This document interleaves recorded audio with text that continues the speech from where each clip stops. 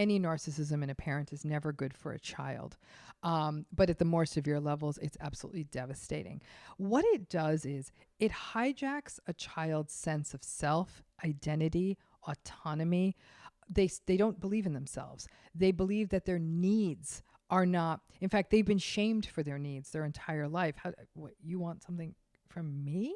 Like that's what the parent's attitude is. Maybe not that explicitly, but people who grow up with narcissistic parents, the vast majority become rather anxious adults who are not aware of their own self-worth, who have very inaccurate self-appraisal, usually in the wrong direction. They devalue themselves entirely.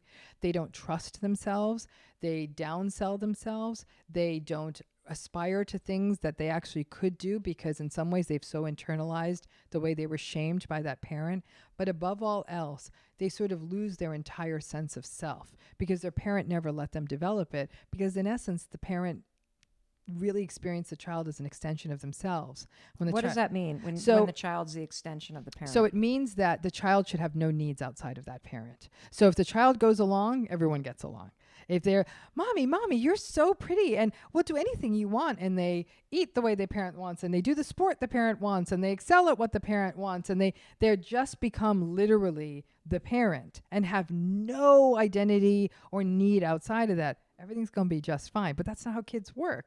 The whole point of being a child is to individuate and become autonomous. And once that happens, the parent is not interested in that and they don't like it. So the child will always feel that they're almost in psychological servitude to that parent. They're not allowed to have a reality outside of the parent.